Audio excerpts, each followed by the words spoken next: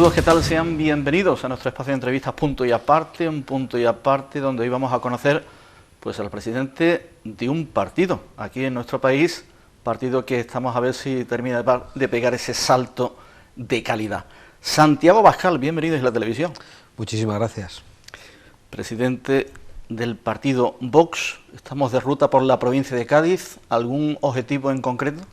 Bueno, en realidad estamos de ruta por toda España y el objetivo es consolidar la estructura de nuestro partido en todas las provincias de España, después de haber afrontado en 2 años de andadura pues muchos procesos electorales con resultados desiguales, no con resultados satisfactorios, pero con el apoyo de unos cuantos miles de personas que nos están votando sistemáticamente, que confían en nuestro proyecto y que quieren una alternativa distinta en la política española a las de los 4 grandes partidos que en estos momentos se reparten el pastel de la representación. ¿Qué pasa con Vox, que no termina de dar ese salto de calidad? Bueno, Vox afronta hace 2 años, cuando se funda, una carrera de fondo y tiene que emprenderla con una sucesión de sprints, de elecciones europeas, elecciones autonómicas, elecciones generales, algo muy dificultoso para un partido nuevo que se sostiene con las aportaciones de sus afiliados, que tiene poca presencia mediática, que no aparece en las encuestas. Y a pesar de eso hemos obtenido 100.000 votos en estas elecciones generales en el Senado, algunos menos en el Congreso. Es decir, hay españoles que confían en nosotros, pero todavía no hemos tenido la suerte de romper la barrera que nos permita tener representación. Fueron 250.000 los españoles que nos votaron en las elecciones europeas, y a pesar de que hay mucha gente que coincide con nosotros, a mí me para mucha gente por la calle que nos conoce, que nos aprecia, que nos tiene afecto, que nos pide que continuemos, pero que no nos vota, sorprendentemente, y no nos vota porque ve a Vox como algo todavía muy pequeño, como algo impotente a la hora de tener representación, y a pesar de que simpatizan con nosotros, más que con otras opciones, acaban votando esas opciones porque ven que esos otros, por ejemplo Mariano Rajoy, pueden tener representación. Y hay mucha gente que está votando al Partido Popular con la nariz tapada, y yo creo que es la expresión correcta, que desearía votar a un proyecto que coincide más con sus ideas, como el proyecto de Vox, y que en estos momentos no lo está haciendo. ¿Qué alternativa tenemos nosotros? La perseverancia. Sabemos que hay millones de españoles que coinciden con nuestras ideas, es cuestión de tiempo que nos encontremos con ellos. ¿El concepto voto útil les está haciendo daño entonces? Bueno, sin ninguna duda.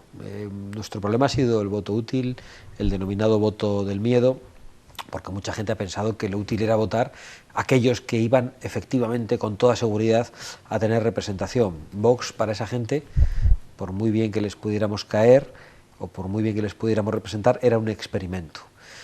Pero lo cierto es que se han equivocado, porque no ha podido resultar más inútil votar a Mariano Rajoy.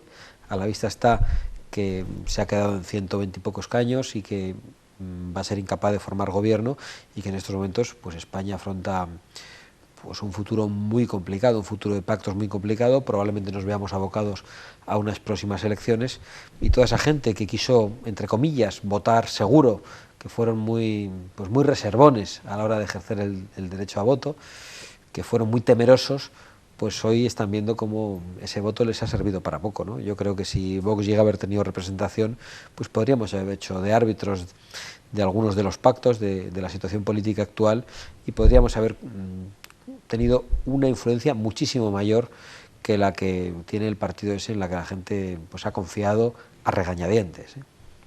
¿Usted piensa que nos vemos otra vez abocados a elecciones? Pues yo creo que sí.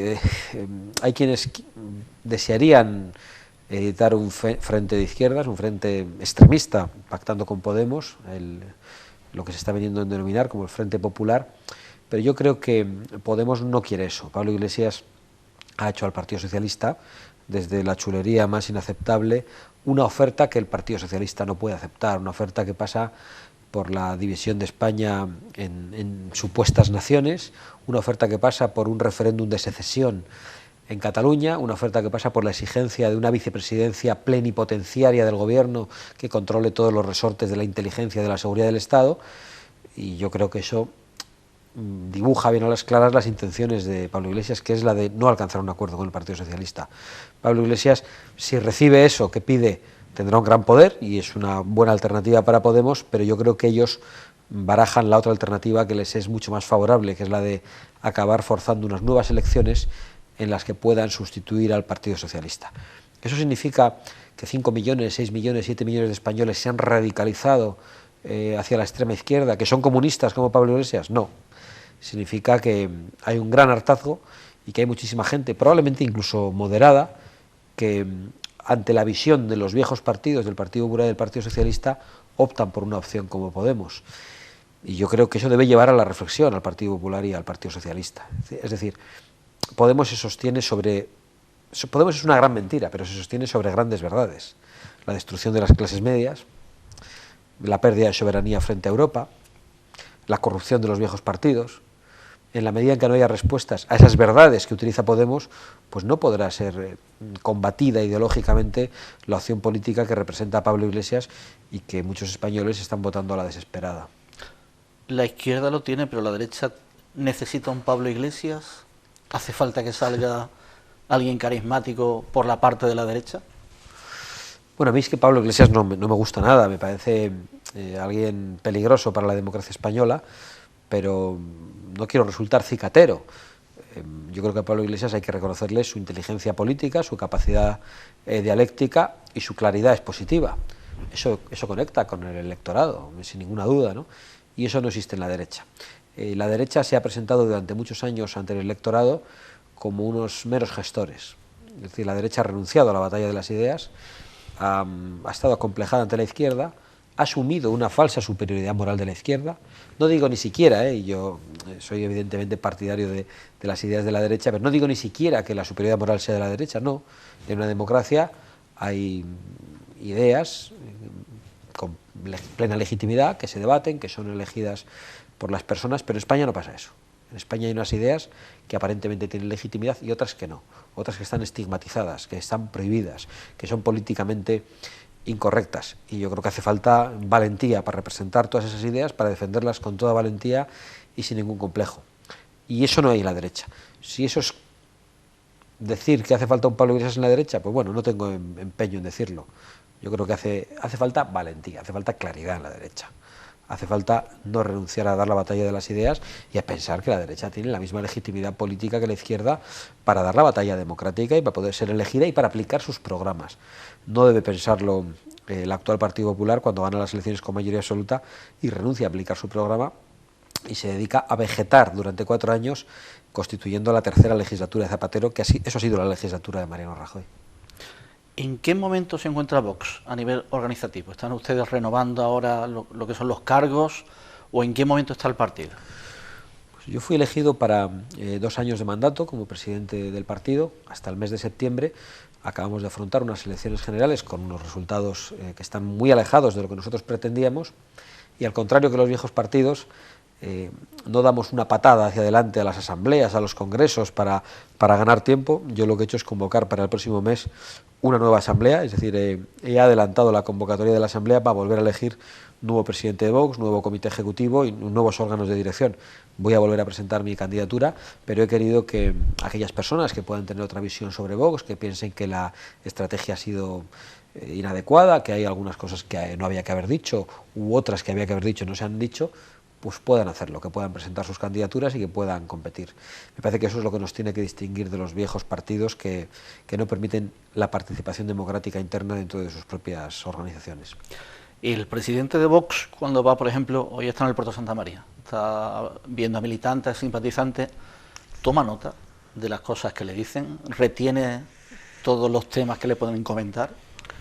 Sin ninguna duda, lo que pasa, habrá quien piense, qué difícil, ¿no?, ir visitando provincias, ciudades, ver a gente tan diferente y acordarse de todo, hay que ir con una libreta. Pues realmente no hace falta, porque los militantes de Vox son muy parecidos, dicen las mismas cosas en toda España, tienen los mismos anhelos, las mismas inquietudes. Sí, es verdad que aquí alguien te puede hablar de los astilleros, te puede hablar de Gibraltar, de la depresión económica del campo de Gibraltar asociada a la colonia y al paraíso fiscal de Picardo. Es decir, puede haber algunas pequeñas cosas que nos diferencien, ¿no? Pero en síntesis a los afiliados de Vox les preocupan las mismas cosas. Les preocupa que los ciudadanos puedan tener libertad, que no exista confiscación fiscal, les preocupa que la unidad del país se pueda mantener, les preocupa que una serie de valores morales sigan siendo defendidos en la sociedad española y sigan siendo preservados. En realidad es fácil, porque nuestros votantes, quizá por lo que es nuestro partido, son muy parecidos en cualquier sitio de España. Es que Vox va a Lérida y dice que hay que suprimir el Estado de las autonomías. Va a Bilbao y dice que hay que suprimir el Estado de las autonomías. No solo lo dice en Cádiz, no solo lo dice en Madrid. Decimos lo mismo en toda España en cualquier circunstancia y pensamos que esa es nuestra fuerza. Usted fue parlamentario del PP en el País Vasco hace un cuarto de hora, de 2004 a 2009. ¿Ha cambiado tanto la política? Estamos hablando de no hace muchos años. ¿Ha cambiado tanto la política? Pues yo creo que ha cambiado mucho la política. Vivíamos en un país en el que yo no diría que había bipartidismo, porque había un cuarteto de partidos, que eran los dos de siempre, el Partido Popular y el Partido Socialista, y los dos del nunca jamás, que son el Partido Nacionalista Vasco y Convergencia y Unió, que han querido siempre destruir el proyecto común de España, ¿no? Pero había dos grandes partidos con mucha fuerza, eso ha cambiado radicalmente. Pero sobre todo para mí, ha cambiado radicalmente el Partido Popular de la mano de Mariano Rajoy. Cambió esencialmente en el año 2008 cuando expulsa a María San Gil. Yo entonces era uno de los parlamentarios que estaba con María San Gil en el Parlamento Vasco, era concejal del Partido Popular en el País Vasco. Asumió un compromiso político muy joven, teniendo que llevar escolta, padeciendo intentos de atentado por parte de la banda terrorista ETA, yo, mi padre, mi abuelo, siendo quemado nuestro negocio familiar. Y hoy no me reconozco con el Partido Popular en el que yo milité. Han cambiado muchas cosas. Es verdad que con un partido no siempre se comparte todo, ¿no? El Partido Popular históricamente ha venido asumiendo el Estado de las autonomías. Yo tenía una visión crítica sobre el Estado de las autonomías, pero en síntesis compartía muchas cosas con el Partido Popular. Y mi visión crítica sobre las autonomías se ha ido acrecentando día tras día. Cada vez estoy más convencido de que son el origen de casi todos nuestros problemas, el origen de la división entre los españoles y el origen de la ruina de los españoles. Ser político del PP en el País Vasco es para darle una medalla directamente al que es político del PP en el País Vasco, ¿no? Tal y como estaban las cosas en aquella época, sobre todo. Bueno, del PP, incluso del Partido Socialista en aquella época, pero fíjese, no ser político del PP o del PSOE. Antes de que sufriesen los políticos del PP y del PSOE, habían sufrido los políticos de UCD, y antes de que sufriesen los políticos de UCD, habían sufrido los militares, los guardias civiles, los policías nacionales, muchos civiles. En mi pueblo mataron al cartero, a un hombre humilde con 8 hijos que iba a trabajar en bicicleta todos los días, y le asesinaron porque hablaba públicamente de sus ideas políticas, porque decía que era español, y porque en una cafetería, cuando entregaba una carta en la calle con un vecino, decía sus ideas y tenía la osadía de denunciar el asesinato de su hermano a manos de la banda terrorista ETA 4 años antes. Pues a él también le mataron, era un cartero, era un civil. Es decir, ¿hemos tenido mérito los que hemos dado allí la cara? Pues no digo que no lo hayamos tenido, pero junto a otra muchísima gente que se lo ha jugado todo, ¿no? Ha habido una parte muy importante de la sociedad vasca que ha sido perseguida y que lo ha aguantado todo ante el abandono del Estado y ante un abandono creciente por parte del Estado, ¿no? Que para mí ha sido lo más duro. Yo recuerdo la época de José María Aznar, con los errores que queramos achacar a ese gobierno. Se dio la batalla en materia antiterrorista, se ilegalizó las marcas políticas de ETA. Estábamos sufriendo, nos perseguían, nos mataban, pero nos sentíamos respaldados. Después no, después eso seguía pasando y veíamos cómo los presos eran excarcelados, cómo se legalizaban las marcas políticas de ETA, y eso a muchas personas pues nos alejó del Partido Popular. En ese alejamiento, el tema de la ley del aborto, la dimisión de Gallardón, han sido temas que fuertes, me imagino, que habrán incluso separado más la línea que puede haber entre el PP y Vox, por ejemplo. Sin ninguna duda, no es lo que a mí me llevó a salir del Partido Popular, porque yo salí antes, fundamentalmente como una respuesta a la ausencia de política antiterrorista y como una respuesta a la política territorial, al hecho de que se aprobara un nuevo estatuto en Valencia, un nuevo estatuto en Andalucía, que en realidad copiaban muchas cosas del Estatuto de Cataluña que tanto se criticaba, y todo eso lo hizo el Partido Popular, de acuerdo con el Partido Socialista, pero lógicamente día tras día los motivos de división, de alejamiento del Partido Popular se han ido acrecentando. La asunción de la memoria histórica por parte del Partido Popular, la asunción de la ley del aborto de Zapatero, todo. Es que al final, por eso me atreví a decir con esa frase tan gruesa que la legislatura de Rajoy ha sido la tercera legislatura de Zapatero, porque ha habido una renuncia completa a hacer política. La derecha ha dicho, bueno, lo prioritario es la economía, nosotros solo somos gestores, solo somos oficinistas, que tenemos que llevar bien los dineros de la gente, es decir, es como si fuera el bancario que nos recibe y nos da tranquilidad sobre el dinero que hay en nuestras cuentas, y parece que la derecha solo está en los aspectos materiales. Y yo creo que los votantes de la derecha tienen principios, tienen valores, tienen ideas, tienen sentimientos y no merecen ser tratados con una concepción marxista, que es como les trata el Partido Popular, con una concepción materialista. El rey le ha encargado ahora a Pedro Sánchez que forme gobierno. Hay un reglamento que dice que si no lo consigue puede encargárselo a cualquier persona aunque no sea diputado. ¿Usted levantaría la mano? ¿Se objetaría voluntario? Bueno, yo creo que hay que ser prudente y realista, ¿no? Yo creo que con las cosas que yo digo, si Rajoy y Pedro Sánchez no tienen posibilidades de que les apoyen los diputados que hay en el Congreso, yo tendría muchísimas menos, porque yo precisamente quiero poner en tela de juicio los privilegios de la actual partidocracia. Es decir, al final Vox está planteando el fin del Estado de las autonomías. Nosotros decimos que el Estado de las autonomías es el estado de bienestar de los partidos políticos, y para mantener ese estado de bienestar hay que freír a impuestos a la gente y, por lo tanto, también limitar el estado de bienestar de la gente. Claro, un partido político que dice eso, pues yo creo que tiene pocas opciones de ser apoyados por los viejos partidos, por la partidocracia e incluso por esos nuevos partidos que no ponen en tela de juicio, que no cuestionan el estado de las autonomías, ¿no? Hay que reconocer que en estos momentos tendríamos pocas posibilidades. Si hay unas nuevas elecciones y nos votan, tendríamos más, porque hay un 30% de españoles que piensan estas cosas en las encuestas. Y sin embargo hay un 0% de diputados en el Congreso que las defienden. Hay una crisis de representación. Hay muchísimas cosas que se dicen en la calle, que incluso podemos estar diciendo en esta entrevista, que piensa mucha gente, que se dicen en las tertulias, pero que no están en el Congreso de los Diputados. El tema de los medios de comunicación, porque yo recuerdo, por ejemplo, las encuestas previas a las elecciones autonómicas en Andalucía. Ciudadanos no le daban casi nada, empezó a aparecer en programas de televisión, subió y tiene representación y está apoyando al gobierno socialista. ¿A Vox qué le pasa con los medios? Aquí le estamos tratando bien, pero ¿qué le pasa a Vox con los medios? ¿No hay manera de entrar? Bueno, en realidad es muy interesante lo que ha dicho de Ciudadanos, porque algo pasa en el mes de enero, sí, que de repente, el mes de enero del año pasado, que de repente Ciudadanos pasa del 4% de intención de voto al 12% en las encuestas.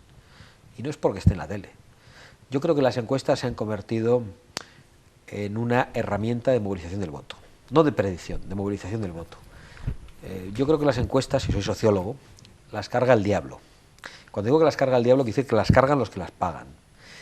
Y además, hemos visto algún año más encuestas en toda la democracia que durante estos meses.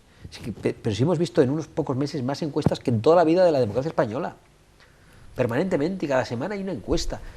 ¿Por qué? Porque tienen una gran influencia. La gente las ve y piensa que las encuestas son la realidad. Y a veces las encuestas igual son la realidad que los poderosos quieren que veamos. Es decir, las encuestas sirven para orientar el voto. Entonces yo creo que ha habido una operación política, una operación de marketing, una operación empresarial que ha querido que Ciudadanos subiera. ¿Por qué? Porque estaban atemorizados con Podemos. Y hay que pensar por qué está Podemos. Pues con Podemos, como decía antes, está porque aprovecha algunas verdades, pero también porque ha habido quienes, desde el poder del Partido Popular, han querido que Podemos estuviera en las televisiones para dividir al Partido Socialista. Hubo quienes jugaron a hacer de aprendices de brujo y llamaron desde la vicepresidencia del gobierno, y esto yo lo sé de buena tinta porque me lo han contado, importantísimos empresarios de los medios de comunicación, llamaron a esos medios de comunicación para que al de la coleta, que ahora está apareciendo aquí en pantalla, se le diera cierta voz, porque eso venía bien para dividir al Partido Socialista. Pasaron las elecciones europeas, sacaron resultados, y a esos mismos medios les llamaron para decir, oye, quitadle ya, que esto igual es demasiado. Pero ya era tarde, porque al final tienen pericia, llevan mucho tiempo con subvenciones, liberados, con becas, preparando todo esto. Se han podido entrenar en otros países, han recibido ayudas por distintas vías de otros países con intereses muy contrarios a los de España. Y al final eso es muy difícil de parar. Pero hay quien tiene responsabilidades en todo eso. Quien tiene responsabilidades por haberlo alentado para dividir a la izquierda y quien tiene responsabilidades por su propia corrupción, que hace que la gente vote a la desesperada opciones como esta.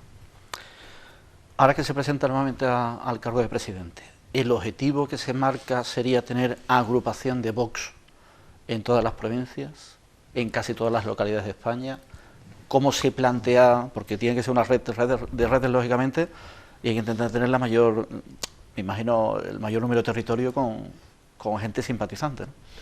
Bueno, nosotros tenemos simpatizantes en todas las provincias, pero es verdad que eso a veces no te permite constituir una organización, porque hay provincias muy pequeñitas donde los simpatizantes son pocos y quizá a veces no son las personas adecuadas o las personas que quieran encabezar el proyecto en esas provincias. Y ese es nuestro reto en estos momentos, crecer en militantes. Hoy el proyecto lo sostienen más de 3.500 afiliados que pagan una cuota, es decir, nosotros nos sostenemos con las cuotas de nuestros afiliados, no a través de la subvención pública. Estamos en contra de que los partidos reciban subvenciones públicas y es una de nuestras propuestas, que los partidos, sindicatos, organizaciones patronales se sostengan únicamente a través de sus asociados. Y sí, estamos en esa labor de estar en todo el territorio con una organización sólida, y en la medida en que no haya procesos electorales podremos trabajar en eso tranquilamente.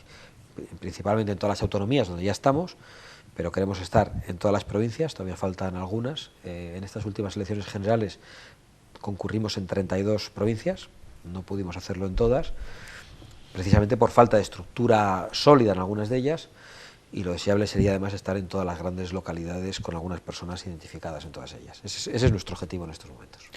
¿Y su familia qué dice de este señor que se dedica a la política, que a pesar de que no ha tenido buenos resultados, continúa, quiere presentarse otra vez y quiere seguir luchando por este proyecto? El papá nos ha dejado solitas, dice la niña pequeña ahora, que yo creo que es la madre la que dice, dile esto a papá cuando venga a casa, ¿no?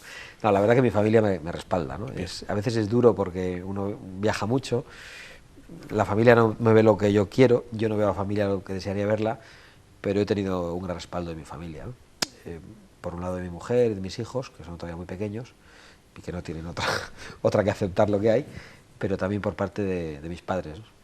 Los que he visto siempre un ejemplo en todo esto. Yo al final he vivido la política en casa desde muy jovencito, pero no la política como puede imaginar la gente, ¿no? Estos son políticos de raza, de familia, no. Al final mi padre es un comerciante con una tienda de ropa en un pueblo pequeño, en Álava, que ve que matan a la gente y que dice, yo me involucro en política y no se le ocurre otra cosa además que decirle a su hijo, vete a ese ayuntamiento que no se atreve a ir nadie, ¿no? Un ayuntamiento que no era el mío. Entonces, lo he mamado, entonces lo he visto tan desde pequeñito que la verdad que la familia lo acepta todo, ¿no? En este momento, en realidad, mi entrega política tiene unas consecuencias que son negativas desde el punto de vista del tiempo que dedico a la familia, pero hace unos años eran mucho más graves, eran unas consecuencias que te podían llevar a perder la vida, con lo cual, en ese sentido hemos ido a mejor. Hoy solo pierdo el tiempo familiar, parece que no estoy poniendo en riesgo mi propia vida, ¿no? Lo cual es importante también. Sí. ¿Usted entiende la política como una vocación, realmente? ¿Como algo que entra dentro desde pequeño y dice, yo me tengo que dedicar a esto? Sí, sí lo entiendo como una vocación, pero también es cierto que esa vocación se puede desarrollar un tiempo de la vida, o toda la vida, depende, pero de manera natural. Desde luego, lo que no puede ser es un lugar para el enriquecimiento, ¿no? Por otra parte, yo creo que es imposible enriquecerse en la política salvo robando, salvo a través de la corrupción, ¿no? Si alguien quiere ganar mucho dinero, lo que tiene que hacer es estar en la empresa privada, clarísimamente. La política, a través de las remuneraciones que hay, pues uno no puede enriquecerse. Yo creo que eso es imposible, tiene que hacerlo corrompiéndose, ¿no? Pero yo creo que es una vocación, y no diría una vocación ya de servicio, es una vocación de defender las propias ideas, porque a veces quizás se hace un poco de demagogia con eso de yo vengo a servir a los demás. Eso me parece un poco de, no sé cómo decirlo, de vanidad. Pues mira, yo vengo a defender mis ideas, que da la casualidad que coinciden con las de otros, y al coincidir con las de otros defiendo a los demás. Estás haciendo un servicio público a otros que piensan como tú. Incluso si alcanzas una representación, respetas al oponente, respetas a los que piensan de otra manera y tratas de servirles. Pero el impulso inicial es defender unas ideas, entiendo yo. Alcanzar el poder para defender unas ideas, ¿no? Y para defenderse a uno mismo, para defender a su familia. Y en el camino, en el trayecto, estás defendiendo a otros, ¿no? O sea, eso de decir, yo vengo aquí a hacer un servicio público a los demás, me parece un poquito grandilocuente. Pues Santiago Abascal, muchas gracias por este ratito. Sé que ha hecho un hueco expresamente para venir hoy aquí a San Fernando, a Isla Televisión. Desearles lo mejor de lo mejor y estaremos muy pendientes a ver qué ocurre en estas próximas semanas, a ver si nos vemos nuevamente en elecciones. Será un placer. Muchísimas gracias por la oportunidad de estar con vosotros. Pues hasta aquí llegó esta entrevista, este punto y aparte, donde hemos conocido un poquito más al presidente del partido Vox. Muchas gracias a todos por su atención.